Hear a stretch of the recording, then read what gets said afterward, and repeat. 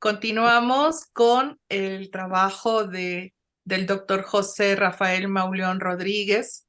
Él nos aporta desde su ponencia Rutas Transdisciplinarias para una educación orientada hacia la quinta revolución industrial o tecnologías sostenibles desde México.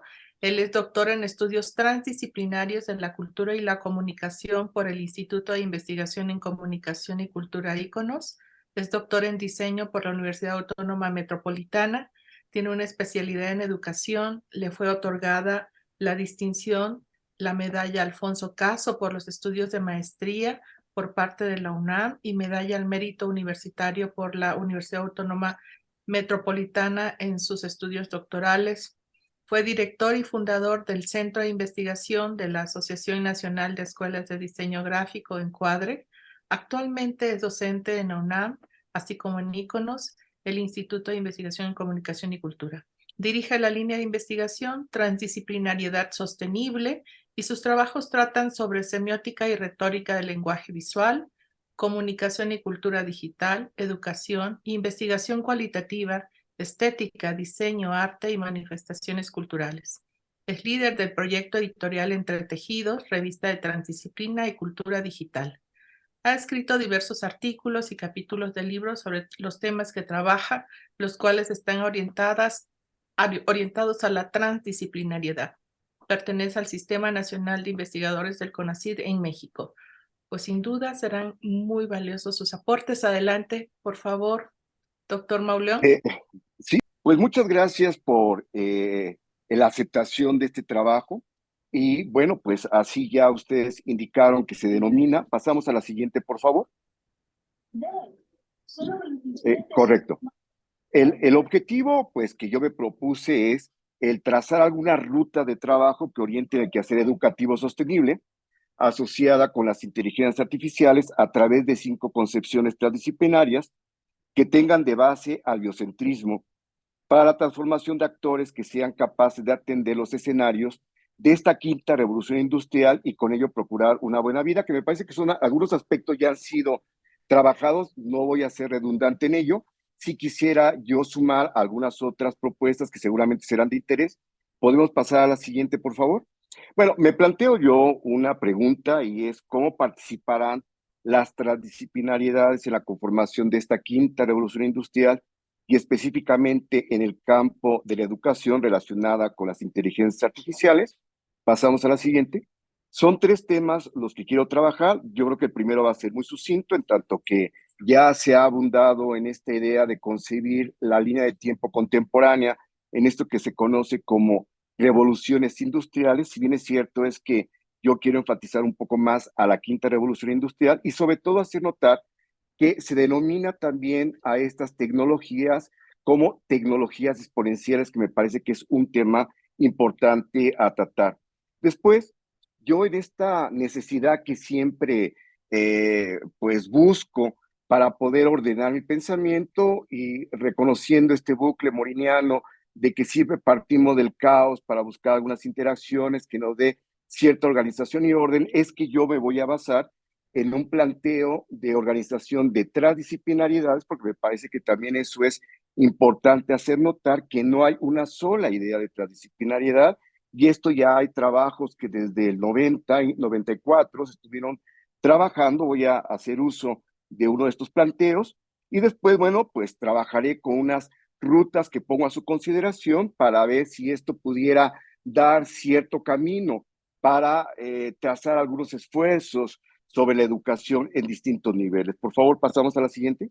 Bueno, la primera, ¿no? Esta es la era de las tecnologías exponenciales y estoy tomando una cita de un transhumanista muy importante, Rand Kurzweil, ¿no? Y dice él que una evolución progresiva nos traerá en un futuro próximo las máquinas conscientes inexorablemente. Es decir, aquí hemos estado escuchando que todavía en este momento las inteligencias artificiales tienen esta deficiencia, digamos, para poder señalar que son muy similares al pensamiento humano. Incluso Chomsky hace, en el New York Times, presenta hace algunos meses una crítica a la denominación de inteligencias artificiales y él señala que más bien son algoritmos que roban información, ¿no? A mí me parece que también habría que revisar los trabajos de Searle, quien hace un llamamiento a reconocer que quizás sean más bien inteligencias sintácticas por el momento, pero que falta mucho de semántica y de sentido, pero ciertamente los algoritmos bayesianos prometen con estas tecnologías exponenciales que a la brevedad van a ser muy similares a la manera como nosotros o como piensa el ser humano y procesa también la información. Seguimos, por favor. Bien, las tecnologías exponenciales que son objetos técnicos surgidos por avances de la tecnociencia en las últimas décadas, se caracterizan por ser cada vez más potentes y su obsolescencia se acorta en el tiempo. Por Virilio fue uno de los primeros que trabajó desde el siglo pasado, finales del siglo pasado, una idea de la ciencia de la velocidad que denominó dromología, y él hacía ver que la sociedad, su temporalidad, se acrecentaba en una velocidad muy importante que iba a traer cambios fundamentales, pero también reconocía que ante lo que nosotros conocemos por el aumento de velocidad y aceleración, puede perderse el control y generar grandes catástrofes, ¿no? Marleri hace también una reflexión muy profunda, muy importante en el campo de la cultura y de las artes acerca de la aceleración cultural a partir de estas nuevas tecnologías. También Hartmut Rosas es un alemán que está trabajando también una idea de la aceleración cultural con trabajos muy importantes. Y bueno, también habla acerca de que pues esto parte de la mercadología de la obsolescencia programada, de los hiperconsumos y que se convierten también en una pues, condición importante como pilares del postcapitalismo.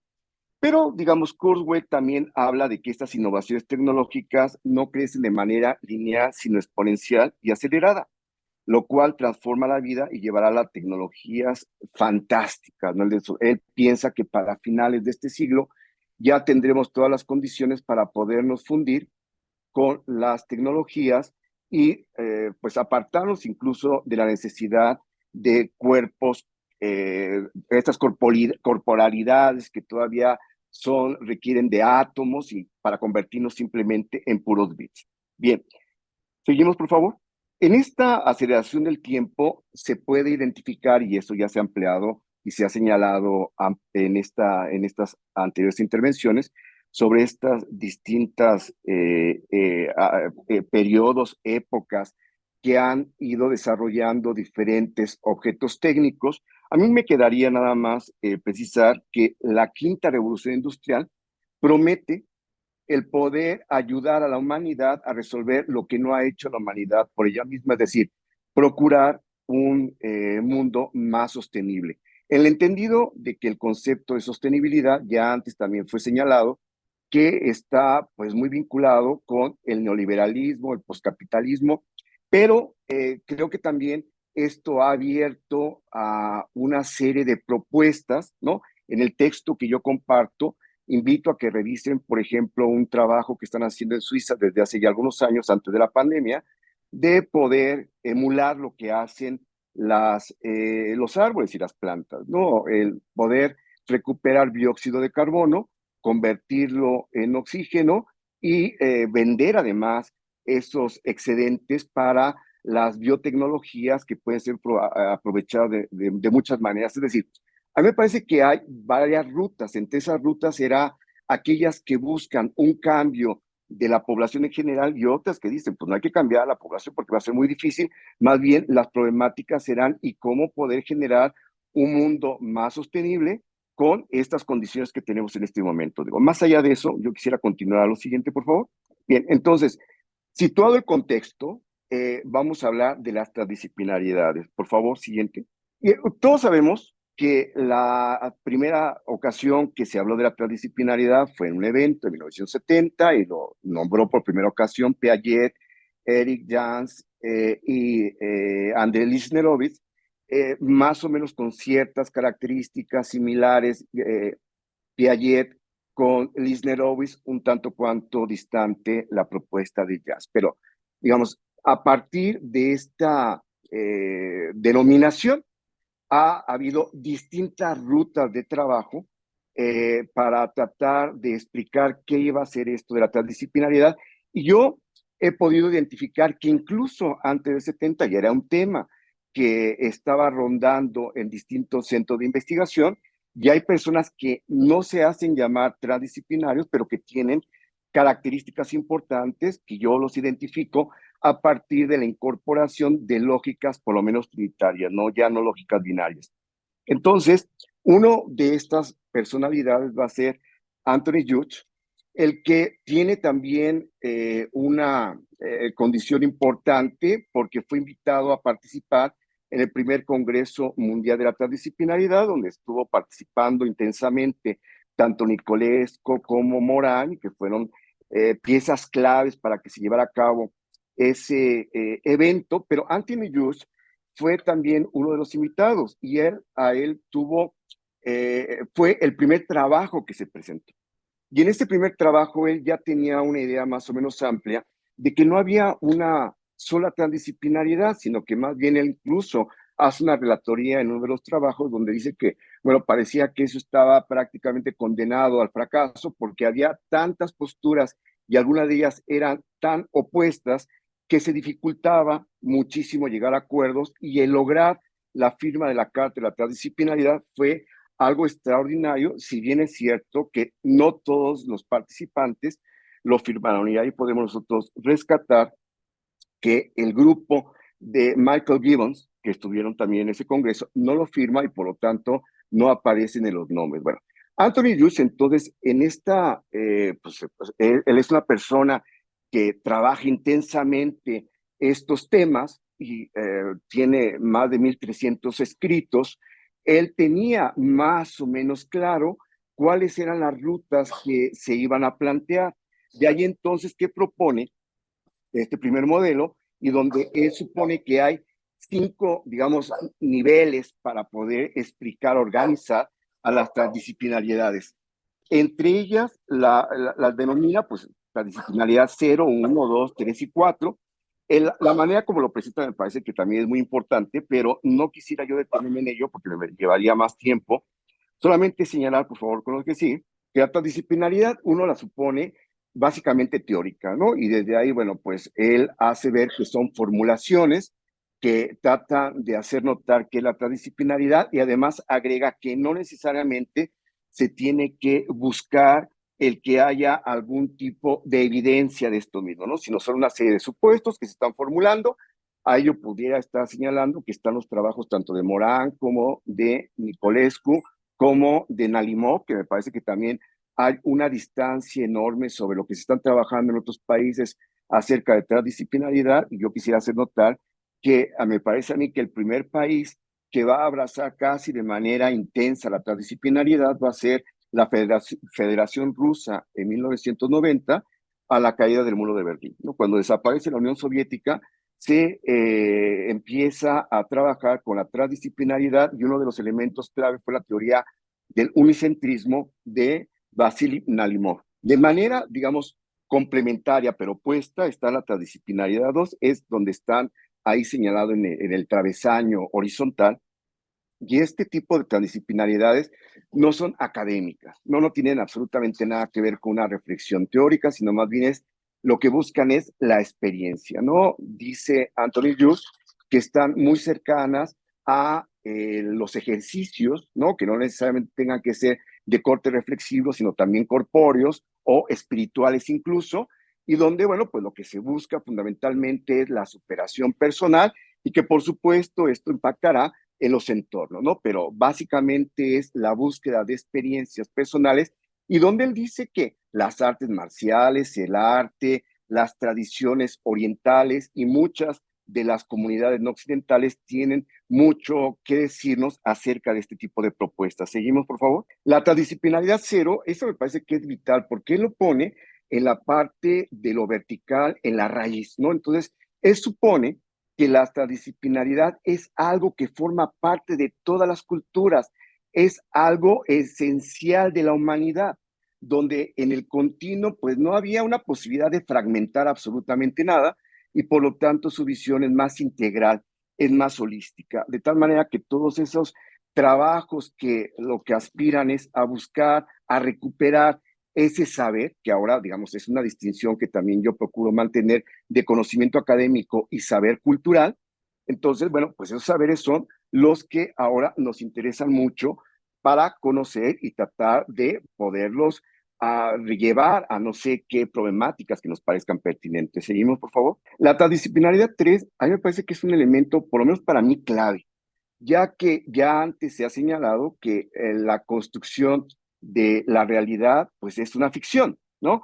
Hay trabajos, y en esto es que se basa Anthony Deutsch, en los años 70 había un trabajo importante de Lakoff y Johnson sobre un libro que seguramente ustedes conocen, Metáforas de la vida cotidiana, y donde hacía notar que si nosotros hacemos uso de los lenguajes para poder interactuar y para poder acercarnos a la comprensión de las realidades, bueno, pues el uso del lenguaje es siempre metafórico, no existe una literalidad, ni siquiera en la ciencia, de tal manera que esa actualización que se hace de manera permanente es aquello que pues, le da sentido a esta idea de esta transdisciplinaridad que reconoce que nosotros requerimos de modelos, llámese paradigmas, llámese epistemologías, llámese teorías, lo que sea, pero que son finalmente metáforas que nos permiten acercarnos a esa comprensión de la realidad a partir de cartografías, de mapas, ¿no? Y nunca no deberíamos nosotros de olvidar que nunca un mapa o una cartografía refiere a los territorios, ¿no? Siempre son unas abstracciones que debemos de tener muy claro que desde ahí estamos planteando ciertas ideas o abordajes para tratar la realidad. ¿Seguimos, por favor? La última es la transdisciplinaridad 4 y también la posición en la parte superior de ese eje vertical y donde, bueno, pues él dice que es la más científica de todas, ¿no? Ahí es donde se ubica al trabajo de Michael Gibbons y el modo 2 de investigación, por ejemplo, o también están los trabajos que quería plantear Eric Jans. De igual manera están los trabajos de Mocky en la transdisciplinaridad rusa, es decir, estas ideas que todavía siguen sosteniendo que la ciencia debe de ser privilegiada es donde se ubicaría a este tipo de transdisciplinaridades y me parece que, por cierto, han sido las más poderosas porque han sido aceptados por los países desarrollados y ellos tienen una serie de trabajos que tratan de encaminar, algunos de ellos con resultados muy satisfactorios, otros tantos un poco ingenuos, pero bueno, ahí avanzan, ¿no? Hay una crítica que se hace a este modo de investigación y hace referencia que fue, en el caso de la educación, lo que abrió paso a el que las universidades abrazaran los programas más neoliberales, pero bueno, allí está, digamos, la discusión. Seguimos, por favor. Indudablemente que ese modelo me parece que fue, por lo menos para mí, importante. Supongo que para la apertura de ese primer congreso, pues tuvo que dar una idea de que había una pluralidad de perspectivas y yo esto lo he transformado a partir del trabajo que he hecho con él a estas maneras de concebirlo ahora más de una manera integral, donde, bueno, pues ahí señalo que la holística es la transdisciplinaridad 0, la teórica está en la 1. Sigo más o menos respetando el orden que planteaba Anthony Hughes. La experiencial pues está en la parte derecha, la científica arriba, y yo digo que la práctica la pongo en estos modelos que ya decía son necesarios para poder trabajar con nuestros distintos problemas de investigación que nos interesan ahora. Ciertamente esta posición también la pongo un poco más grande porque, digamos, es la que me parece a mí más interesante y con la que trabajo y que se puede mover hacia la ciencia, hacia la teoría, hacia lo experiencial, hacia lo holístico, dependiendo de los trabajos que yo tenga que realizar o con los cuales yo acompaño las asesorías de algunos de los investigadores con los que trabajo. Y bueno, más o menos también trato de hacer notar que en un camino están, o en el lado, digamos, superior, de hecho están las ciencias cuantitativas. O sea, perdone usted las denominaciones, pero me parece que todo esto es una construcción que todavía pues se pone a consideración de ustedes para ver si esto cobra sentido, digamos, y de manera opuesta, en la parte derecha están las hermenéuticas y donde hay por un lado más subjetividad, más objetividad, las ciencias cualitativas estarían más en la parte inferior izquierda y los saberes en la parte inferior derecha. Bueno, seguimos, por favor. Con este mapa o con esta cartografía que acabo de plantearles, bueno, pues vamos ahora a hacer la propuesta de estas rutas transdisciplinarias que yo quería compartir. Seguimos, por favor. Bueno, yo tengo que hacer un cambio porque voy a moverlo en el sentido de privilegiar este arco que se abre entre las transdisciplinaridades teóricas y las científicas junto con las prácticas, porque ahí es donde me parece que está el lugar pertinente de las inteligencias artificiales que a mí me interesa trabajar a esto, lo denomino una cartografía de transdisciplinariedades dinámicas. Por favor, seguimos. Ahí coloco a la inteligencia artificial, está en ese círculo rojo, entonces hay uno que está mucho más pegado al ámbito de la transdisciplinaridad práctica. Después vemos un siguiente círculo que sería la reflexiva, y en ese eje al final estaría la de la creación de las inteligencias artificiales, ¿no? Y de nuevo, bueno, pues ahí está tratando de exponer cómo es que salieron esos resultados que yo voy a compartir. Por favor, seguimos. Aquí está entonces el nivel de la aplicación, que ahí sí me alcanzo yo a darme cuenta que puede tocar cualquiera de las disciplinaridades antes señaladas. Seguimos, por favor. En el siguiente nivel ya no es así. En la reflexión me parece que sí implica un trabajo más de la teoría, quizás la filosofía, como ya se ha hablado, de la ética y por supuesto de los científicos cuando se habla de que ellos son los que están hablando, los tecnocientíficos, digamos, de las inteligencias artificiales. Seguimos, por favor. Y ahí está el desarrollo, ¿no? Entonces, ahí es donde yo alcanzo a ver este nivel de relaciones humanas con la inteligencia artificial con base en las transdisciplinariedades ya señaladas. Seguimos, por favor. Y ahí es donde yo propongo este tipo de, pues, no sé si estrategias de intervenciones, de performatividades, para poder ser consideradas en distintos proyectos educativos, ¿no? Estos son los hallazgos que yo propongo. Es muy pequeño, solamente es para que ustedes tengan una visión amplia, ya lo voy a ir desmenuzando poco a poco. Entonces, y ya en el texto que les envié, ahí está, pues, con más atención para que ustedes puedan leerlo con dedicación, por favor. Seguimos. Entonces, voy a llegar ya a las conclusiones, ¿no? Entonces, la pregunta que yo me había planteado era cómo participarán las transdisciplinaridades en la conformación de la quinta revolución industrial y específicamente en el campo de una educación relacionada con las inteligencias artificiales. Y yo digo que la respuesta es amplia, ¿no? Como normalmente pasa con todos los problemas que se presentan desde la complejidad. Ya atendiendo a estas transdisciplinariedades contempladas en esta cartografía, se pueden considerar que han sido reconocidas pues estas visiones teóricas, científicas y prácticas, y cada una de ellas hicieron notar que también son tres tipos de estrategias, intervenciones, performatividades para organizar los distintos proyectos educativos que surgieron. Y vamos a ver cuáles son, ¿no? Seguimos, por favor.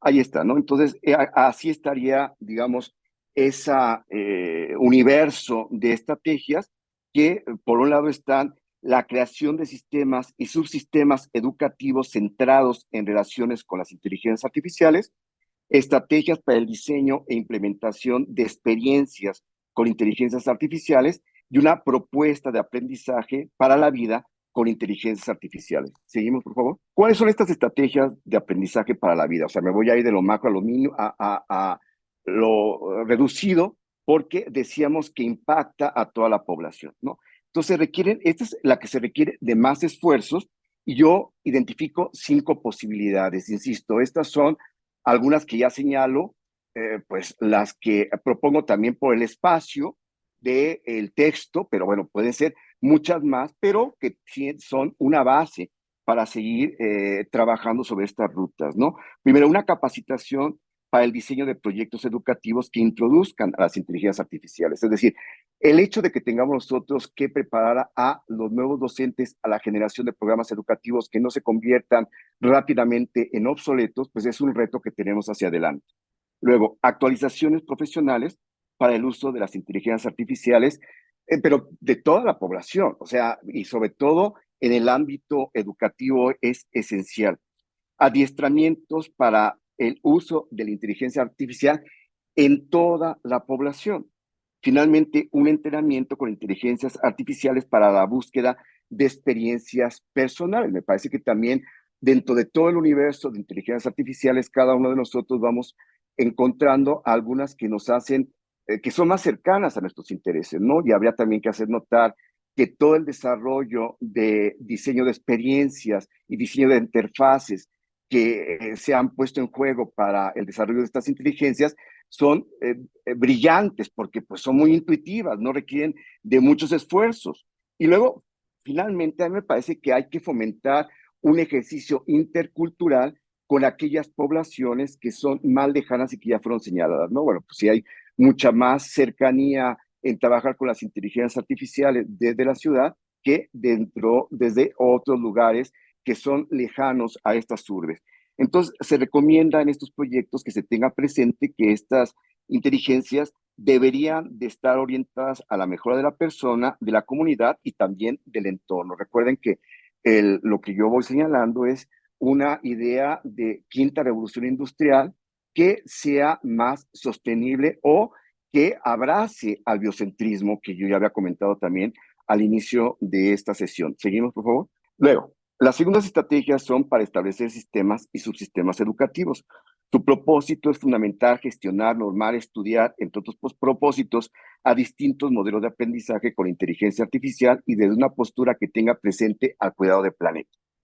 Estas iniciativas pues van a ayudar a que podamos comprenderlas de mejor manera porque hay algo que ya hacía notar la filosofía de la tecnología y que un destacable personaje, Gilbert Simondon, él hacía notar que si nosotros no concebimos que las máquinas tenemos que, aunque nos cueste trabajo, acercarnos a conocerlas lo más que podamos, que seguramente vamos a poder pues, ser prisioneros, ¿no? De esta manera de cómo las hegemonías o los líderes están pensando el desarrollo de estas tecnologías. Entonces, es muy necesario que tengamos que involucrarnos, cada uno decidirá hasta dónde en este tipo de aprendizajes, ¿no? Y tres modalidades fueron aquí reconocidas: la creación de políticas y normativas para los sistemas educativos y del mundo en general,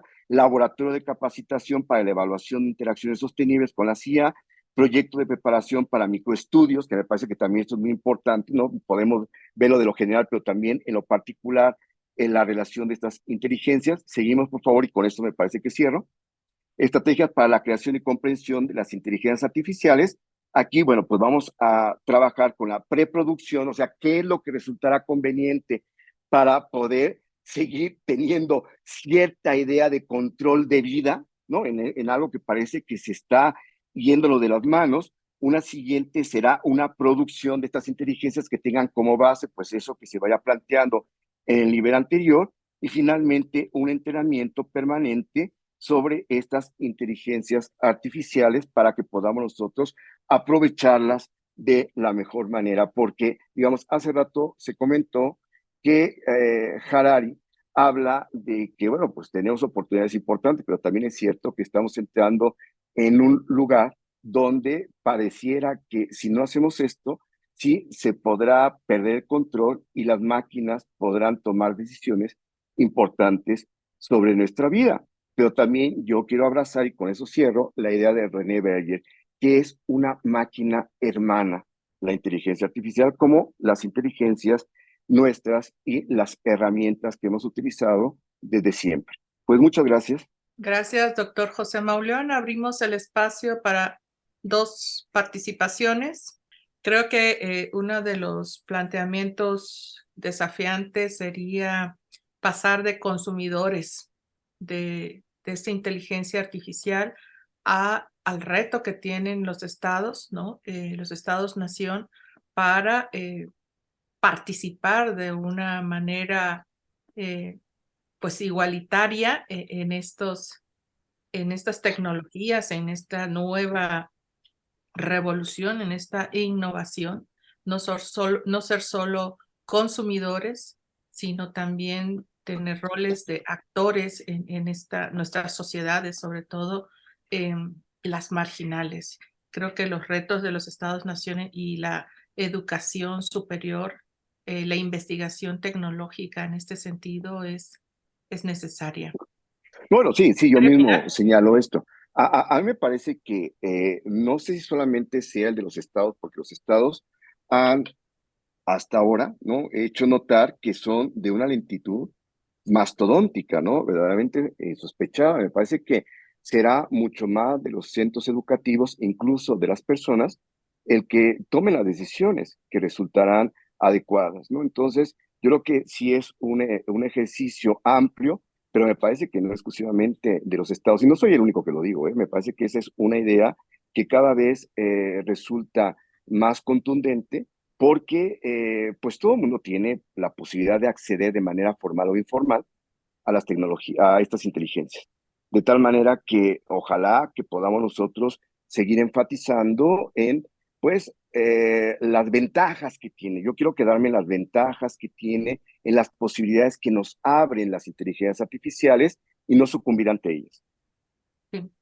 Pues bueno, ¿algún otro comentario? Ya lo haré al final de la mesa. Gracias. Tiene que ver también con política pública, científica y financiamiento. Me da mucho gusto poder participar. Felicito a Rafael por los comentarios. Creo que toca varias problemáticas que, que están en boom ahora, ¿no? Ya que la inteligencia artificial ahora impacta, pues, y nos absorbe y nos machaca. Nos machaca en el sentido de que, por ejemplo, el GPT, cuando tú le preguntas, él contesta, ¿no? Y si tú no le preguntas de manera especializada, él contesta cualquier cosa. Entonces, en todo caso, el gran problema que yo creo que queda, que Rafael tocó, es el problema de cómo integrar, ¿no? Está planteando, cómo integrar la inteligencia artificial primero a los procesos educativos, pero también cómo integrar la inteligencia artificial a todos los otros ámbitos de la cognición. Por ejemplo, la inteligencia artificial en todo lo que hemos visto de la medicina, o de la inteligencia artificial con toda la producción, pues, de la agroindustria, de los genomas, de todo. O sea que el campo rapidísimo, el campo de la inteligencia artificial es un campo, Rafael, que impacta el desarrollo de la humanidad, pero puede impactar de manera positiva o negativa, ¿no? Y en ese sentido, aquí retomaremos se retomará al final de la mesa, como dice Pedro Valle, al final de la mesa de reflexión, todos esos puntos, ¿no? En relación con la ética, pero además es algo que no podemos evitar. No podemos, es impresionante. Pero bueno, era un comentario, pero también, Rafael. Bien, pues muchas gracias por los comentarios, por los aportes,